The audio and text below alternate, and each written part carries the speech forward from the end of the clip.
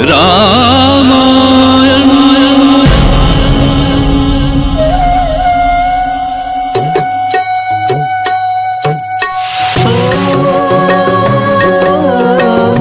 मंगल भवन अमंगल हारी, द्रवहु सुदशरथ अजर बिहारी। राम सिया राम जय जय राम। राम सिया राम जय जय राम। राम सिया राम जय जय राम। राम सिया राम जय जय राम। मैं काल हूं। महाराज दशरथ और गुरु वशिष्ठ सहित सभी बाराती अयोध्या पहुंच गए थे। अपने चारों पुत्रों को अपनी दुल्हनों के साथ देखकर कौशल्या, सुमित्रा और कैकेयी की खुशी संभाले नहीं संभलती थी। सभी माताओं ने बहुओं की आरती उतारी और रघुकुल की रीति के अनुसार राजमहल में वधू प्रवेश हुआ। अपने राजकुमारों की जोड़ियां देखकर सारी अयोध्या को जैसे खुशियों के पंख लग गए हों। महाराज दशरथ तो बच्चों जैसे चहक रहे थे। उन्होंने खुशी में भरकर महामंत्री सुमंत को बुलवाया। मंत्री सुमंत, आज की प्रसन्नता मुझे उस दिन की याद दिलाती है जिस दिन मेरे चारों पुत्र राम, लक्ष्मण, भरत और शत्रुघ्न का जन्म हुआ था। मैं उस दिन को भला कैसे भूल सकता हूँ महाराज। वर्षों के बाद अयोध्या में इतना बड़ा उत्सव हुआ था और आज भी वैसा ही दिन है। पूरी अयोध्या उल्लास से भर गई है। लोगों की खुशियां थामे नहीं थमती। प्रजा के लिए राजकोष खोल दिया जाए। पूरे 7 दिन तक अयोध्या में उत्सव मनाया जाए। अवश्य महाराज, प्रजा तो इसी घड़ी की प्रतीक्षा कर रही है। वो इस उत्सव को अपने जीवन का सबसे बड़ा उत्सव बना देना चाहती है। आपकी आज्ञा का पालन होगा। बाजो रे बाजो रे बाजो रे, बाजो रे बाजो रे बाजो रे, बाजो रे बाजो रे बाजो रे, बाजो रे बाजो रे बाजो रे। राम सिया संग अयोध्या आए, राम सियावर राम कहाए। राम सिया संग अयोध्या आए, राम सियावर राम कहाए। गलियां दुल्हन सी साजो रे, बाजो रे बाजो रे बाजो रे, बाजो रे बाजो रे बाजो रे, बाजो रे बाजो रे बाजो रे, बाजो रे बाजो रे बाजो रे।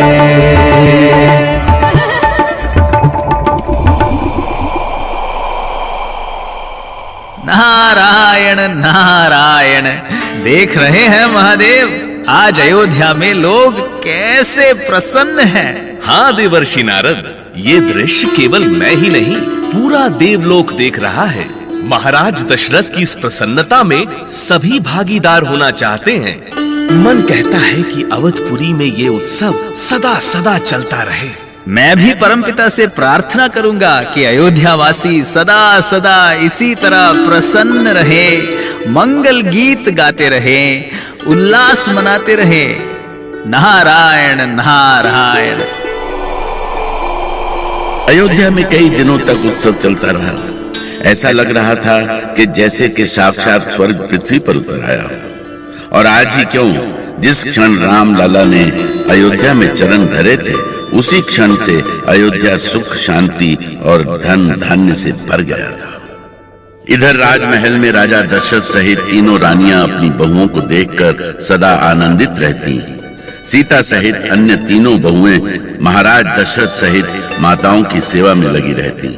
जब समय मिलता वे अपने पतियों के मन को भी रिझाती।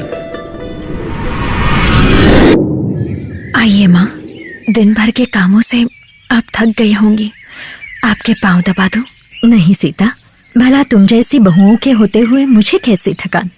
तुम अपने कक्ष में जाओ, राम तुम्हारी राह देख रहे होंगे। आपके होने से ही तो हमें राम मिले हैं माँ, इसलिए सबसे पहले आपकी सेवा ही हमारा कर्तव्य है।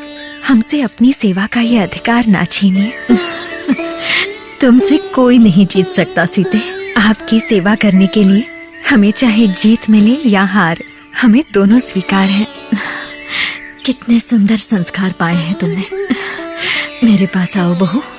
मन कहता है कि कितनी बलाएं ले लूं तुम्हारी। हे ईश्वर, मेरी बहुओं को किसी की नजर ना लगे, किसी की भी। अपनी पुत्रियों को कैसे सुंदर संस्कार दिए थे महाराज जनक और महारानी सुनैना ने। बहुओं के इन संस्कारों को देखकर माताएं फूली नहीं समा रही थी। वो घड़ी घड़ी उनकी बलाएं लेती रहती थी। अयोध्या में सब कुछ सुख से बीत रहा था। तभी एक दिन एक सैनिक ने भरत के मामा के आने का समाचार महाराज दशरथ को सुनाया।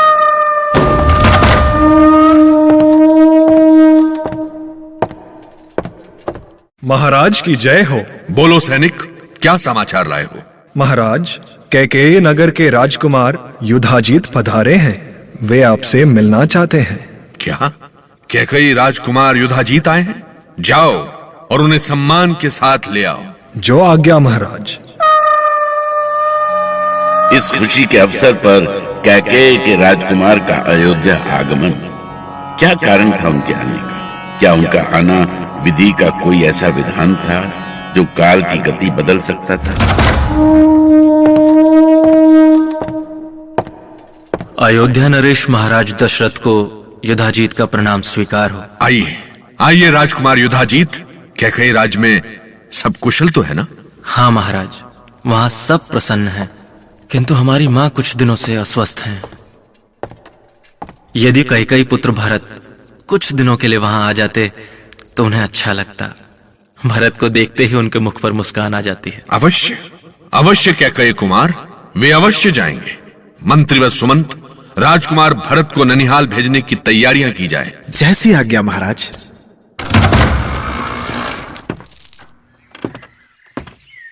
महारानी कैकेयी को महामंत्री सुमंत का प्रणाम स्वीकार हो। आइए मंत्रीवर, क्या समाचार लाए हैं? प्रसन्न हो जाइए महारानी। मैं समाचार ही नहीं, साक्षात आपके भाई कैकेयी कुमार युद्धजीत को लेकर आया हूँ। भैया? क्या क्या भैया आए हैं? भैया। हाँ कैकेयी, कैसी हो बहन? कितने दिन हो गए तुम्हें देखे हुए।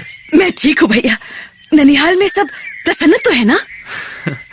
सब प्रसन्न हैं, और वहां की प्रसन्नता को ही बढ़ाने के लिए माँ ने राजकुमार भरत को बुलवाया है। किंतु भरत है कहाँ? अभी तक कहीं दिखे नहीं। अभी बुलवाती हूँ।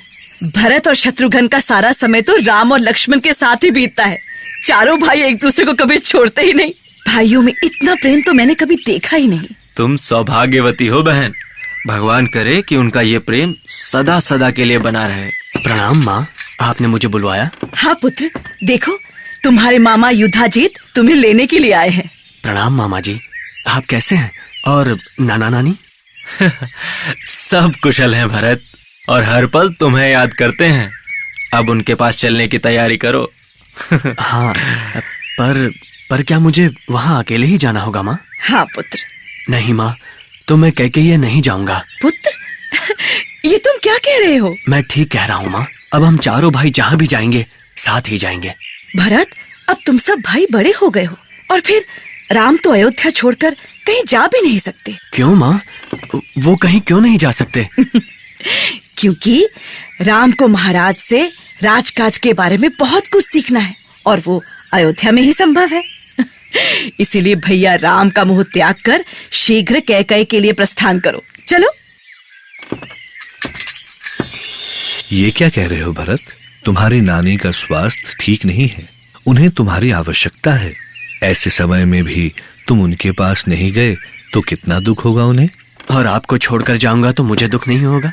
आप जानते हैं ना कि आपके साथ ही मेरा सुख है। अपने सुख के लिए उनके कष्ट को मत भूलो भरत। जाओ, वो तुम्हारी प्रतीक्षा कर रही हैं। ठीक है भैया, यदि आप कहते हैं तो मुझे जाना ही होगा। पर पता नहीं क्यों मुझे अंदर से भय सा लग रहा है। लग रहा है जैसे मैं किसी को हमेशा के लिए छोड़कर जा रहा हूँ। चिंता मत करो भरत, मैं चोरी चोरी तुम्हें छोड़कर कहीं नहीं जाऊंगा। अब जाओ, देखो बाहर रथ तुम्हारी प्रतीक्षा कर रहा है। जाने क्यों भरत के मन में अनजाना सा डर समा गया था। पर उन्हें अयोध्या छोड़कर जाना ही पड़ा। किसको पता था कि जिस अयोध्या में लगता था कि खुशियां कभी खत्म नहीं होंगी, वहीं एक अनहोनी द्वार के पीछे घात लगाए बैठी है।